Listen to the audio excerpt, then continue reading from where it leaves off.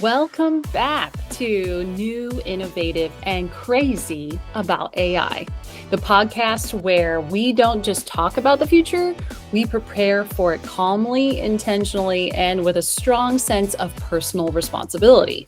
So, I'm your host, Jennifer Bittinger, and today's episode is a follow-up to our conversation about the newest AI tech of 2026, autonomous, persistent AI agents with memory and decision authority.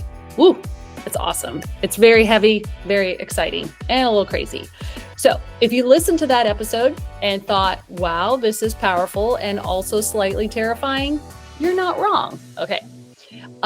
So today we are going to talk about how to prepare for this new era of AI without panic, without hype, and without handing your decision-making over to a robot named Steve.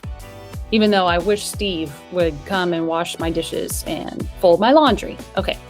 But no, here is a recap of what changed in 2026. All right, let's do just a quick recap here.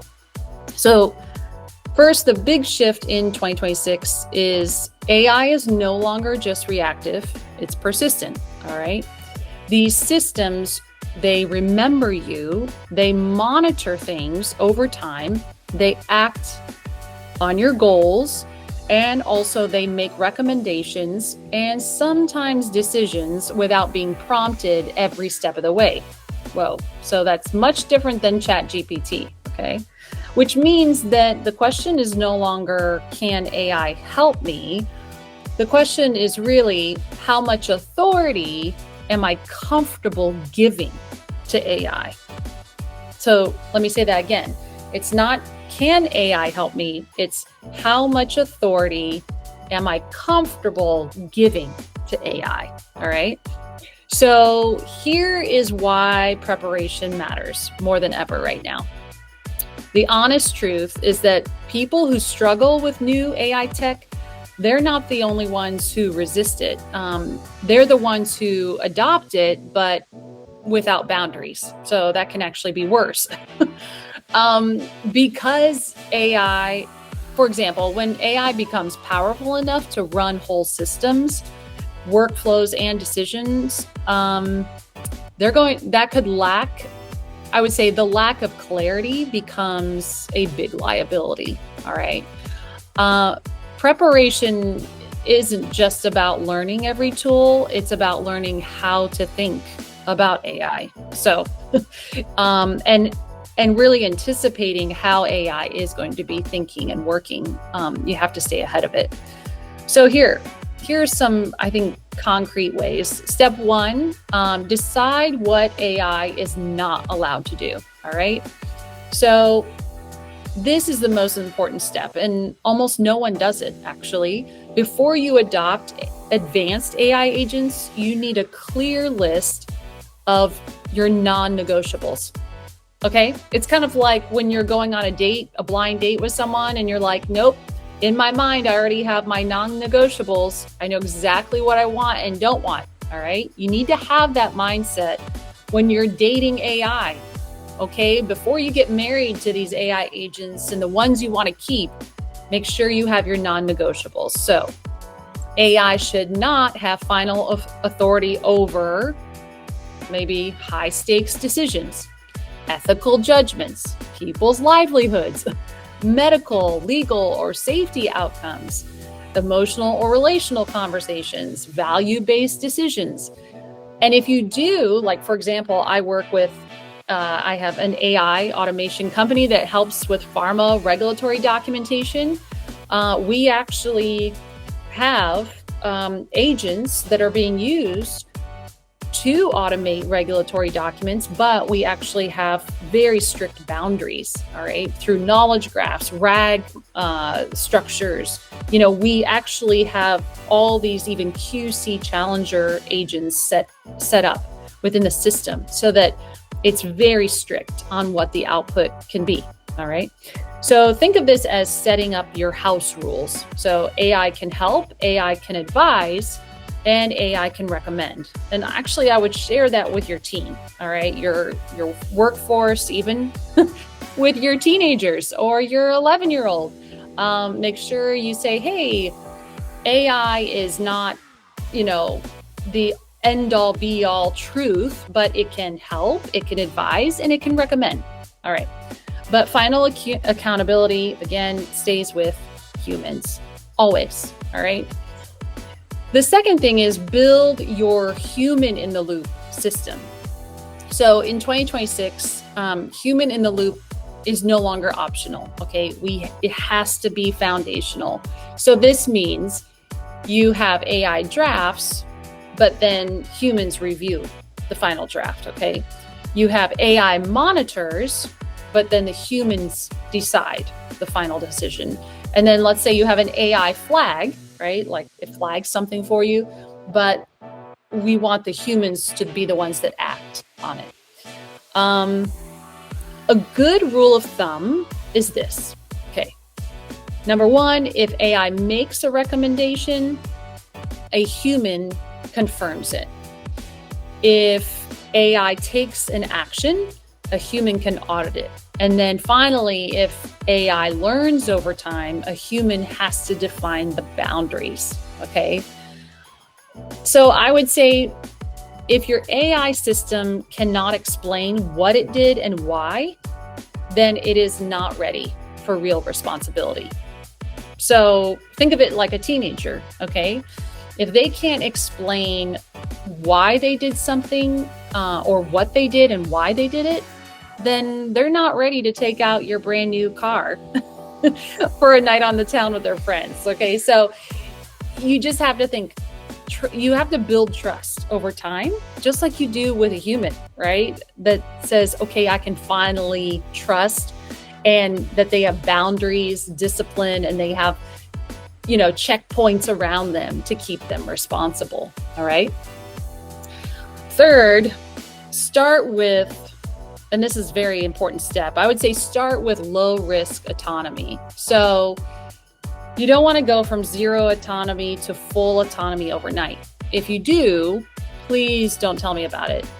Okay. Like that's really, really scary. And, I hate to say you might get fired for that. Okay, it's like really scary, but start with low risk areas like research monitoring or document updates, meeting summaries, trend tracking. In fact, that's really a great use case. Workflow optimization and alerts and notifications. Those are really great areas that are low risk. All right, and then you can start implementing agents into your workflow. So let AI first observe and then suggest and then assist. So only later, once, like a teenager, once you build that trust, only later then should it act. And even then, you have to keep human oversight. All right, the fourth area that we need to talk about, which is really important, you need to upgrade your AI literacy, not just your tools. This is a big one for me personally, okay? Here's something that people just don't like to hear about, but you need AI literacy more than just AI adoption. And I'll tell you why. For example, like my own team at Narrativa, we actually had, so many clients the last few years who came to us with varying degrees of knowledge about AI. And it was really a hindrance in many conversations with client teams because some people were super advanced in their knowledge, some were in the mid-level, some were lower, brand new beginners. So we had to get everyone on the same playing field so that we could actually do proper training using our tools and our platform from Narrativa. So we developed a program called the AI Confidence Training Program because we wanted people to become more confident in their understanding of AI. So I'll put the link here in the bottom of this episode if you want to check it out. It's just great for everyone to have at least a basic understanding of what AI is, how to integrate it, and how to use it responsibly. But you don't need to know how to build models, but you do need to understand several things like what AI is good at, what it's bad at, where it can hallucinate, how bias enters systems, I think is a really important one. Also, why context matters, and then how feedback loops form, within AI. And so the smarter you are about AI, I think the safer and more effective your systems will be.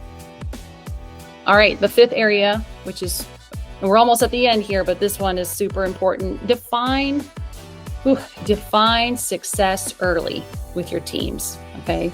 One of the biggest mistakes that people make is saying, oh, let's use AI to be more efficient, without defining what efficient actually means. So have those KPIs, right? Those key performance indicators. Like, you need to give, just as you would when you develop a human team, right, that's working on a new project, you give them KPIs.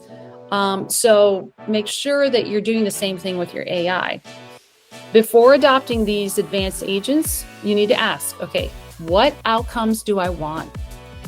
What does success look like with these agents? How would failure look like with these agents? How will I measure the impact? And then who is accountable? So clarity protects you, and vagueness will create risk.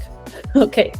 The sixth area that I think is really important is use AI with integrity. Even when it's powerful, you have a lot of responsibility on your shoulders when using AI. Here's my strong opinion, and I'm just going to say it plainly. Just because AI can do something doesn't mean it should. And I'm saying that as an AI tech owner and founder, co-founder. But the most impressive leaders in our AI era, they won't be the ones who automate the most. They will be the ones who automate wisely. Okay. Integrity shows up in the transparency, in consent, oversight, also thoughtful deployment, all right, and respect for people in your team, and even, your customer or patients or whoever is going to be feeling the final impact of that AI, all right? Trust, I have to tell you that trust, it will be the real competitive advantage this year in 2026. So at the end of the day, what does this mean for you and for me? So whether you are a founder, a leader, a professional, or just someone trying to stay relevant in a fast-moving tech world right now, here's the takeaway, all right? You don't need to chase every new AI tool, all right? You need to build a relationship with AI that's intentional, informed, and human-centered. AI should amplify your judgment and not replace it, all right? So it should support your work, but not control it. And I would say lastly, it should free up your time, but not erase your responsibility, okay? So, just because you have AI doing work for you, you can't play hooky all the time, all right? You need to be there, and you need to give your judgment and your oversight to AI tools. I would say the future of AI is very present right now. It's not about machines taking over. It's really about us humans learning how to treat each other better, how to lead better, with better tools, better systems, better boundaries. And if we get it right, this new wave of AI, it won't be something that we'll be afraid of. But it will be something that we can use. Thoughtfully, respectfully, creatively, and responsibly. We're going to build a lot of cool things this year and in the years to come. So yeah, that's my thought for today. Thanks for listening to New, Innovative, and Crazy About AI. If this episode helped you, feel more grounded about where AI is headed, share it with someone and like it today or subscribe. I really hope that you can help find clarity amongst all the hype right now. So, my friend, stay curious, innovative, and please stay human. All right, I'll see you in the next episode. Bye.